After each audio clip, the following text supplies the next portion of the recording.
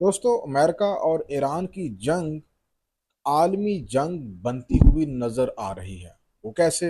America की जानब से ईरान के बहरी पोर्ट्स की नाकाबंदी शुरू होने के बाद अब ईरान का जो एक्सपोर्ट है वो तकरीबन रुक चुका है।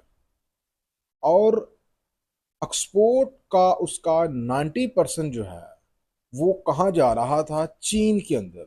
मतलब इसमें जो ईरान का ऑयल एक्सपोर्ट था उसका 90% कौन बाय कर रहा था? चीन बाय कर रहा था।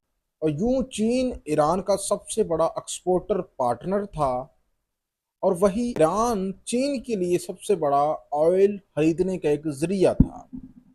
अब ट्रंप ने क्या किया है कि ट्रंप ने ईरान की जो पोर्ट्स हैं उनके ऊपर नाकाबंदी का आगाज कर दिया है। 13 तारीख से, 13 अप्रैल से ये नाकाबंदी शुरू हो चुकी है।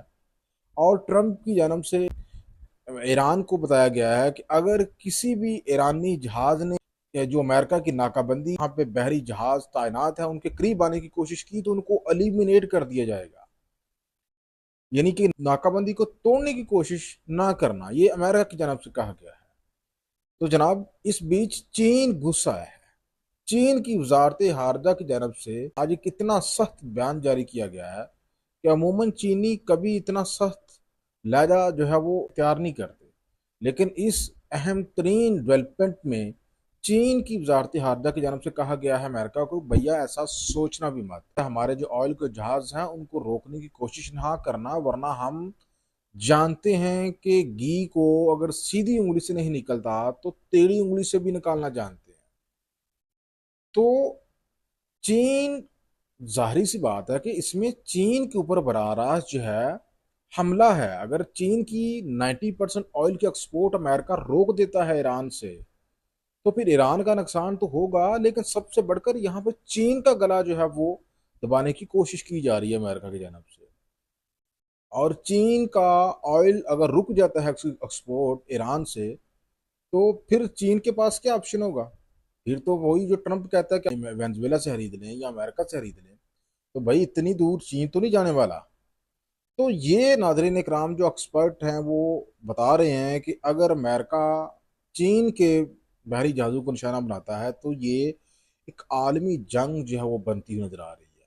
ईरान से बढ़कर बराह रास्त अमेरिका और चीन एक दूसरे के आमने सामने आ जाएंगे। और ऑब्वियसली इसमें रशिया भी आराम से नहीं बैठेगा। तो वर्ल्ड ऑर्डर जो है वो तकरीबन चेंज हो रहा है। अमेरिका के साथ नेटो नहीं है इस वक्त, अमेरिका प्लस इसराइल हैं। और वही जो ईरान है उसको खुलकर सपोर्ट कर रहा है चीन, सामने से नहीं लेकिन अंदर से हर किस्म की सपोर्ट कर रहा है, क्योंकि उसको पता है कि अगर ईरान कोलैप्स करता है तो फिर जिस तरह ट्रंप ने ईरान की नाकाबंदी करने शुरू कर दी है, ऐसे चीन के मफादात को बारहा धचका है। तो इस वजह से चीन मामले को लेकर बीच में कूदा है। और उसकी वजारत हारजा ने खबरदार कर दिया है आज अमेरिका को कि कोई ऐसा काम ना करना, वरना फिर मामला जो है वो बिगड़ सकता है। तो मैं आपको बताऊं कि चीन जो है वो सबसे बड़ा खरीदार है ईरानी ऑयल का।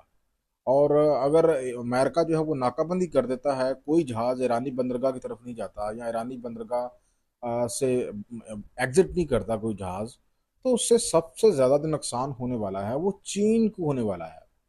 तो ये नाजरीन इकराम सूरत हाल बहुत ही बंद गली की जनब बढ़ रही है। दूसरी तरफ ईरान और अमेरिका के दरमियान डील 80% कंप्लीट हो गई है। नाज़रीन इकराम, आपको अंदर की खबर देने जा रहा हूं मैं।